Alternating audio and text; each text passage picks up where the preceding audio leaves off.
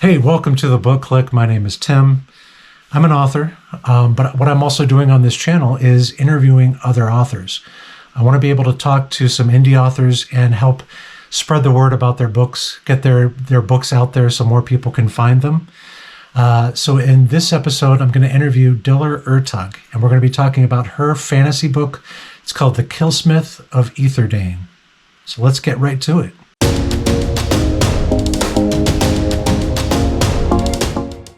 All right, so let's jump right into it. Got Diler Ertug on, and she's going to be talking about her latest book. And so let's just do it. Go ahead and tell me a little bit about yourself. You know, who you are, where you are, what you do, that kind of thing. Just give us a brief overall Ertug. All right. First of all, it's really nice to meet you, Tim, and it's great for you to give us indie authors this opportunity. I know you're an author as well. Technically. Yeah, well, it's good enough. Good, we're all technically. I am Diler Ertug. I became a self-published author about 3 years ago. I'm Turkish. I grew up in the States, hence all of this. So for all intents and purposes, I am American. They got me young. So that happened. And basically, I am back living in the Mediterranean. I am a tattoo artist, a tattooer, however you want to refer to it. Yeah, I know. I get to ink people and bring pain and get paid for it. Oh, nice. Yeah. I do not have any tattoos, but I actually have my artwork on someone else. They said, do that one thing for me, draw that picture, and they took it to the tattoo artist and they put it on him. That's a great compliment. Yeah. I love that. Yeah.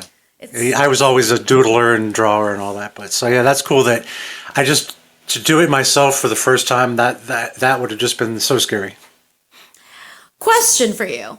Not to turn the tables, but since you've always been a doodler or whatever, have you put any of your artwork into your books? No, I actually was really good at drawing when I was 10, and I thought I was really good, and I look back on it now, and it's like, yeah. But everybody thought I was going to go to art school, and for me, the hardest thing was it never turned out how it looked in my head, so I just said, no, I'm done.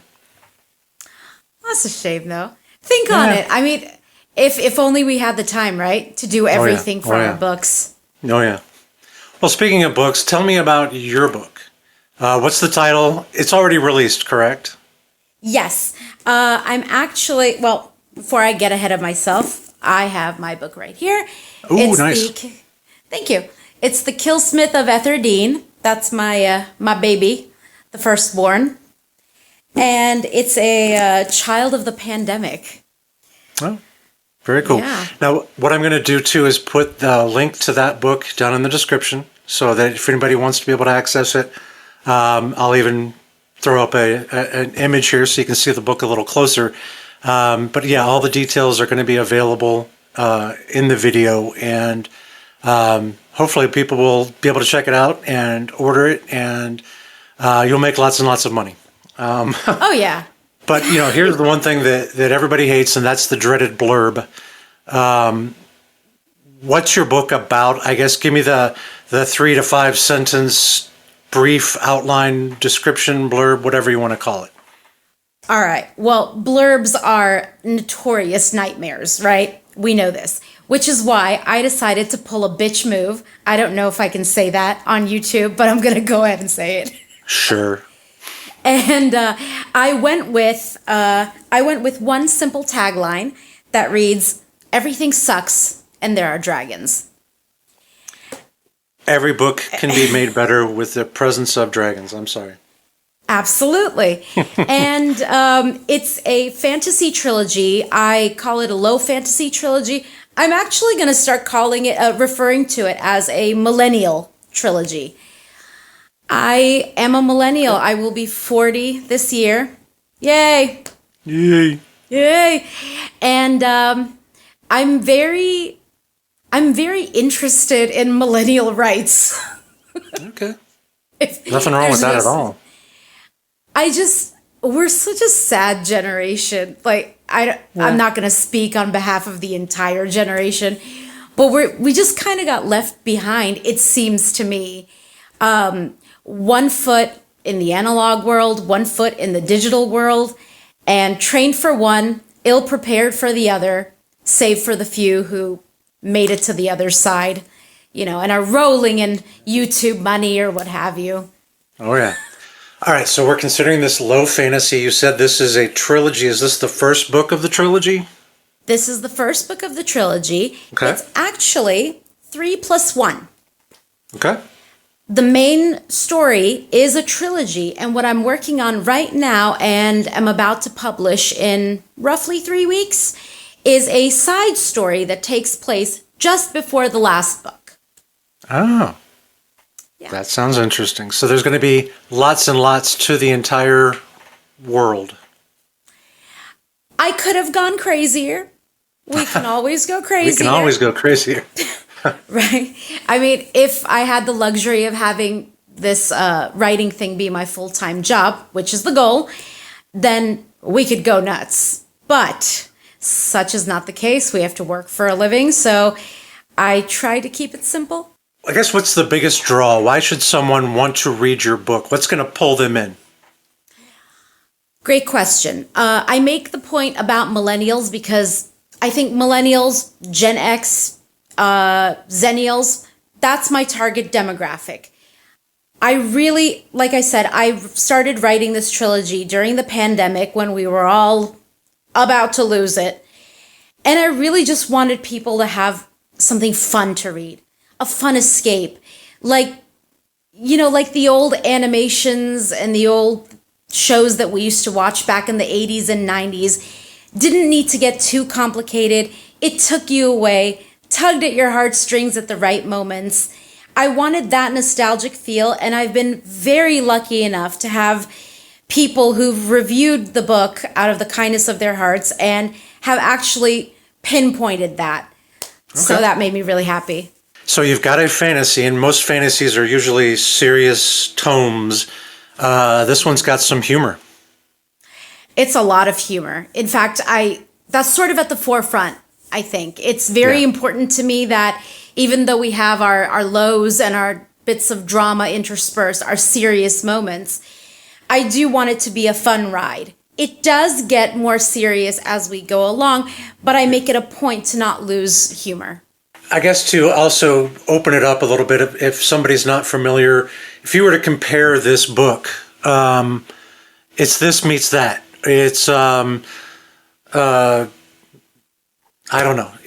What would you say it would compare, if you were to compare two outside mediums, what would you say to give somebody an idea of why they maybe want to pick up your book and check it out?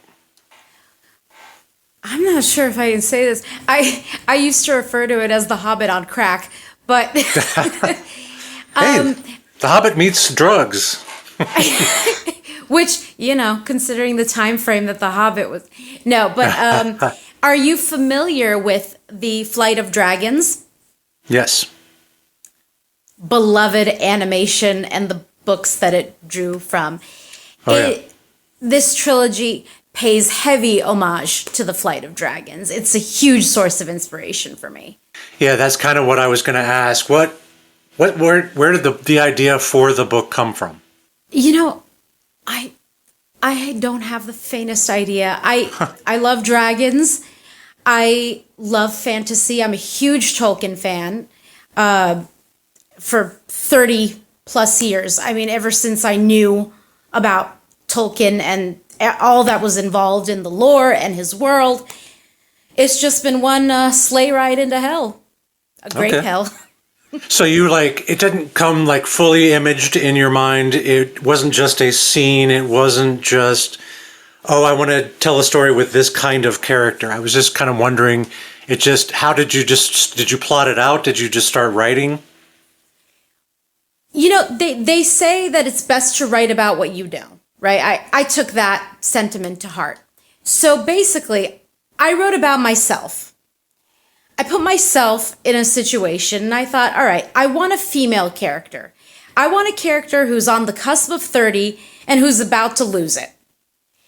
And because she has a job that she loves to do, that job's being taken away from her.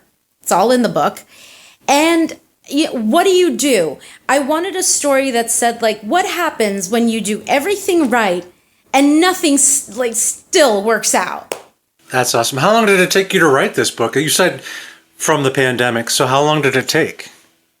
The first one actually took about 3 months to write. Okay. It took a few more months to edit. The second book took a year to write because you asked about how, like, did I plot it out or anything? The first one, I just went wild. Yeah. There's no rules, right? It's anything goes. Oh, yeah. The second book, I had to remember all the shit that I talked about in the first book. Yeah. And, mistakes may have been made, but I did try. Oh, yeah. I'm old, so I had to actually keep a Google Doc open all the time going, how do you spell that again? Wait a minute. I have to admit this. There's one spelling that I did actually mess up. I'm just like, how? I went over it 10 times. Well, it is what it is. So speaking of writing, how would you describe your writing style? I kind of want to give somebody an idea of if they were to read your book, what's the style that they're looking at? Some people like flowery prose or something that's very descriptive, or they may like something that's like just terse and short and to the point. How would you describe your writing style? I write very much like how I talk, which is very 90s, I guess. Very millennial style of talking. For this trilogy, this is what I wanted for this trilogy. I would probably have a different answer for future projects, but at the moment, I don't like to go on about leaves and trees and landscapes for 5 goddamn pages. It's great. There you go. Respect to anyone who's got the patience to do it. I am not one of those people at the moment.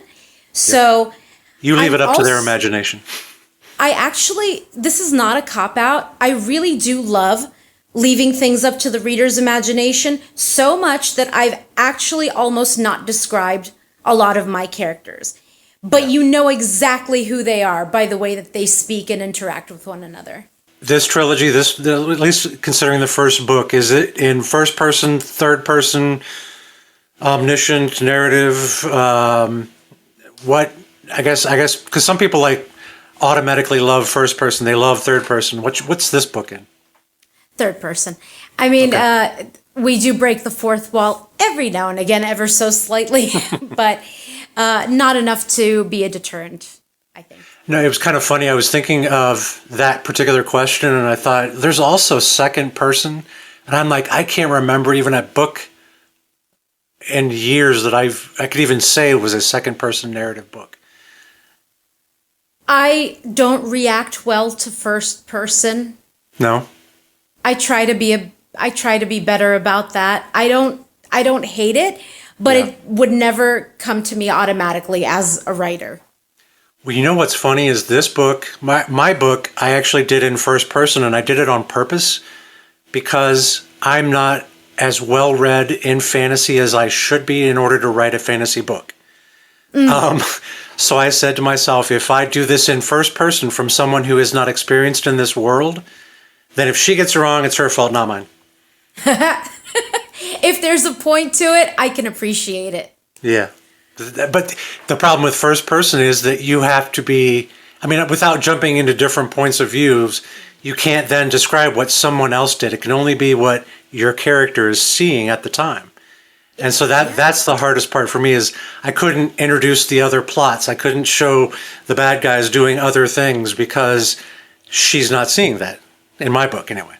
Absolutely. It's actually really difficult to write in write well in first person because as you said, you got to be very detail oriented and mindful of everything that's going on. Oh yeah. All right, so if this book takes off and it becomes wildly popular and millions of copies, they come to you and say, we want to make a movie or we want to make a TV series about the book, who would you want to cast as your main character or main characters? Well, first of all, surely everything that you said is so close to happening. Literally a week or right two around the down corner. The line. Yeah, right around the corner. So when that happens, Yes. I have no idea who'd play in it. Yeah, I'd like to think I can't act. I don't know how to act, but wouldn't it be fun? Wouldn't it be fun? There you go. I do think it would be fun though to have Guy Ritchie direct it. Oh, that would make an interesting fantasy movie. That would. The guy's movies, like his sense of banter and dialogue, it works well with my writing. There you go. So, That's Are you cool. listening, Guy Ritchie? Yeah. Come do this, please. Step out of your comfort zone of people getting killed. Well, they're still going to get killed, I guess, but He'll be begging for this project, surely. all right. So now that your book is out in the world, it's out there, people can read it, and you really can't change it, can't do anything different. What would you, if you could go back in time, what advice would you give to younger author self and say, don't do that, do this, or do this, but don't do that? Well, the first thing would be start sooner. Write it 5 years before you actually did. There was no reason to have waited this long. I was always going to end up as a writer. Yeah. I knew this. I've been writing forever. Growing up in America in the 90s, I went to public school. I had a fabulous time. And our teachers were so invested in cultivating the arts and our creative gifts. They were such wonderful sources of inspiration, constantly reading, constantly telling us to write things, and creative writing was a huge thing.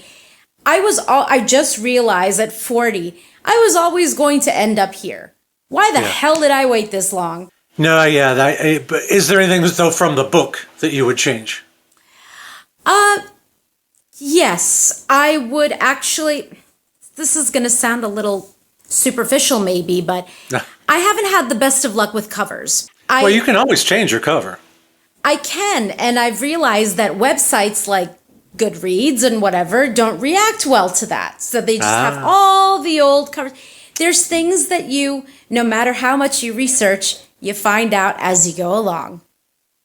Yep. Perhaps I could have been more researched on the actual marketing aspect. I could have committed to a social media platform a bit earlier. Yep, that's one of the things I learned. I'm like, I should have started before. Yeah. While I was still writing. This could have and should have happened half a decade earlier, so that maybe I'd be closer now to releasing a special edition and including my own maps and my own drawings and whatnot. Yep, exactly. All right, so I have a question. Sure. Did you ever do any sort of Easter eggs? Did you hide or have any inside jokes hidden in there? Anything that you were just kind of like, this is kind of cool, I'm glad I included that, or I hope somebody figures this out someday, but even if they don't, I'm just glad it's there. How much time you got? I don't want to bore you, so I'll give you like the main few. I have 3 skeletons who are part of my questing crew. They're triplets, and 2 males, 1 female, and their names are Ashley, Leslie, and Murray. Ashley and Leslie are the 2 males, and Murray is the female. Her full name is Mariana, but they call her Murray. Okay. When I was young, I really used to love the movie Gone with the Wind. It's a great cinematic masterpiece. Oh, yeah. However controversial the content may be. And because I was young, I just thought it was hilarious that Scarlett O'Hara's love interest's name was Ashley. Yeah. I thought it was fun that a guy had a girl's name. Yeah. More innocent times. And then when I found the actor's name on the cassette, I was like, oh, his name was, Leslie. In real life, Leslie something, I forget the Leslie actor's played name. Ashley. Leslie played Ashley. I lost it. So I was like, oh, well, this is happening. And then there's an old school PC game that I adore called The Curse of Monkey Island. Okay. I don't know if you're into... Nope. LucasArts, back before they lost their soul. Did a lot of great old school games, strategy games, and they were very clever, very smart. And there's a talking skull. He's just a skull, but he plans on conquering the world, and his name is Murray. So that pays homage to that. There you go. That's one of the things. You've got a fun little Easter egg, and people can look for that when they're reading. This one is, I think, actually one of the hardest questions, and it really does make you think about it. What is the theme of your book?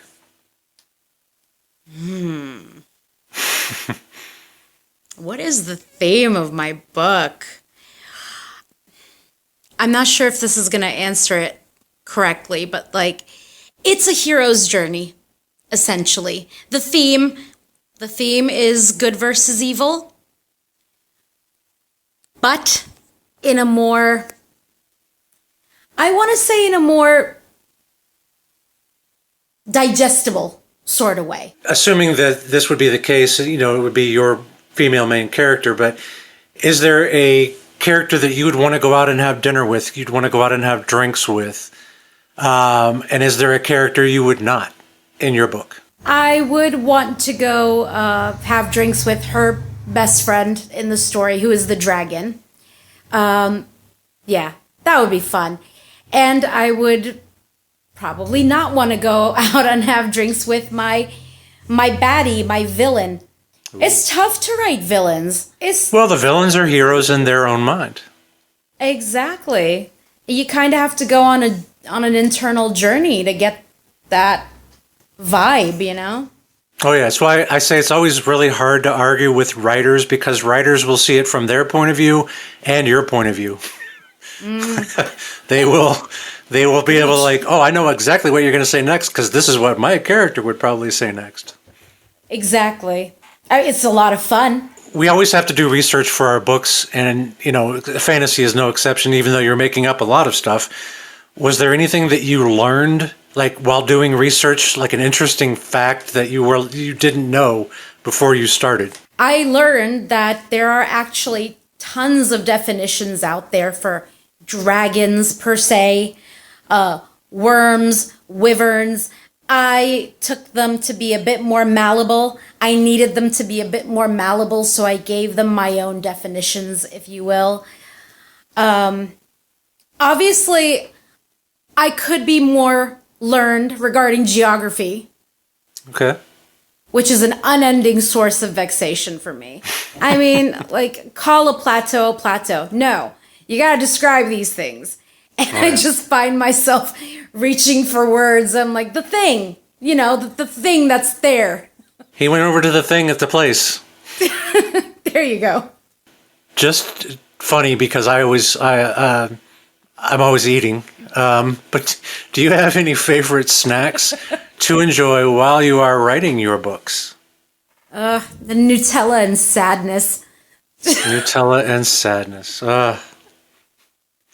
Just straight out of the jar with a spoon, or? Preferably. If times get tough and I've forgotten the spoon, then we're just going to have to go in there. Just going right in. Yeah. So in your book, if you did not want to give away a spoiler, is making sure you don't do that. What was the hardest scene for you to write in the book? And you can just say the end if it's, if it's something, like I said, you don't want to give away the spoilers. I don't really write in a way that would have too many spoilers. I obviously don't want to tell you the end because it leads into the second book. Sure. But I don't believe in cliffhangery writing. I don't subscribe to the Game of Thrones school of writing, which is another conversation for another time. The action scenes were interesting. I'm more dialogue oriented, so I did have to be a bit more careful with those, make them understandable, make sure everyone's positioned correctly, and that I'm picking up where I left off. Consistency. That's just the hardest thing all throughout the book. When we're editing, we have to read our books over and over and over again. Is there a scene in your book, or even maybe just a character that you're writing about, that every time you'd go back over that, you'd smile, every time? Yeah, There is my company in my book is comprised of 6 people, and they make it to a pirate port because their shenanigans lead them there. And it's the only time in the book where they're sort of all off on separate routes in pursuit of finding a ship that's going to be able to take them hence. And obviously the ship has to be big enough for the dragon. Mind you, the dragons in my world are a lot smaller than you would think. They're not small, but they're not gargantuan. And they wreak havoc in that town. I think that's my strongest chapter, if I had to be critical. No, that's awesome. Yeah, it's like every time I read it, and there were parts that would actually get me emotional. And I'm like, I already know what's going to happen, and I read this 5 times. Yeah. So but that to me says I got pulled into the story, and so I'm, it works basically. So that's the thing that always gets me is if you can keep doing it over and over again, and it still gets to you, you're either a sap or it's pretty good. Well, exactly. Do you feel like there's portions or segments that you read where you're like, I did good. This works. That's a great feeling too, because like I said, I think when you're doing it, then you know that other people are hopefully going to enjoy that same thing too, and you hope they even bring it up. Oh my gosh, I can't believe you did this in the middle of the book, or oh my gosh, that was a great thing, and blah blah blah. So yeah, that kind of stuff is always cool to me. Absolutely, and I think there's kindred spirits for all of us. It's just a matter of linking our work with the right people who are going to appreciate it for what it is. One final pitch, I guess. We're starting to get up to about 30 minutes. If you were to say to someone watching to get them to buy your book, what would you tell them? What would you say? Hey, come and order my book. And that, again, the link is going to be down in the description. What would be your big pitch to them? God, I'm terrible at this. If anyone is looking for a lighthearted yet nostalgic, takes you back to the 80s and 90s kind of feel in a fantasy book that's not terribly challenging, this is the right trilogy for you. First book is out. Second book is coming. No, it's out. Second book is out. Second book is out. So then you said you had another one that takes place between 1 and 2. I'm working on sort of a side story. I'm almost done. I'm almost through with, all the formatting stuff. It's about to be published in about 2 to 3 weeks. Okay, and then the third book? The third book. I'm going to get right to it. Okay. Getting right to it. So the cool thing is somebody could get your first book, get your second book, and then even the side piece. Yes. And by the time they get through, third book will be in progress, so it's something that they can definitely not have to wait. No, they don't have to wait 3 years for. Well, I tell people, writing a book is like making a tattoo. It's going to take as long as it's going to take. Yeah, true. You can ballpark it. I would love to tell you that it's going to take 3 months for me to wrap everything up and be super proud of it. I wish that were the case. Yeah. And I'm going to manifest that. But who knows? I want to do it justice. And so if somebody's wanting to buy your book, it's available pretty much everywhere. Or is it only maybe on Amazon? Where's the book available? Only on Amazon. And paperback and Kindle form, correct? Yes. I tried to get it available in hardcover. Amazon's not letting me. They're not cooperating? It's not cooperating. However, since they have all this money to dump into, series that they shouldn't be dabbling with, since technically I'm an Amazon employee, I'm just going to throw it out there. Maybe someday. Is it Kindle Unlimited? Should be. It should be. Should be. Okay. Again, just trying to make sure people know and are aware. And once again, the link will be down at the bottom. If people wanted to follow you on social media, where are you located? I would appreciate a follow on Threads, where I have met the loveliest people and where I believe the most supportive community exists. I tell you what, I will issue you a challenge. I have not read the entire first book, but what I have read is the sample. I ask you to please follow the link in the description and go down to Amazon, click on read the sample. And even just read the reviews that are on there. Everybody will tell you that this book is fun, it's funny, it's a great book. I would really love for you to at least take that challenge up. Click on the link, go check out the book, read the sample. If you like it, get the Kindle, get the paperback, hardback. No, apparently Amazon's being bad. Apparently not. But you can get the paperback and you can get the Kindle, and I really think you'll appreciate it, you'll enjoy it, and you'll want to follow along as the trilogy gets completed. Yes. But thank you very much for joining me today. Again, hoping to make sure I can spread the word for you, get people. More people to know about this and get more people to want to check it out. Thank you, Tim. It was a lot of fun. We have a good time, don't we? Oh, yeah, definitely. It's always fun chatting. We're going to have to do this more often. And thank you for letting me have the opportunity to talk about my work and be the first. Yay. There you go. There you go. I'm no longer an amateur now.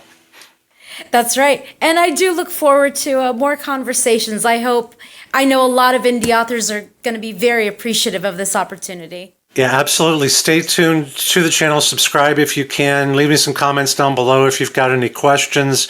Like the video if you got anything out of it. That helps us grow the channel. But yeah, I really do appreciate you tuning in. More author interviews to come. I might even get her to interview me for my book. Who knows? We'll see what happens. Thank you very much for joining us. Thank you, Tim. Bye. Bye.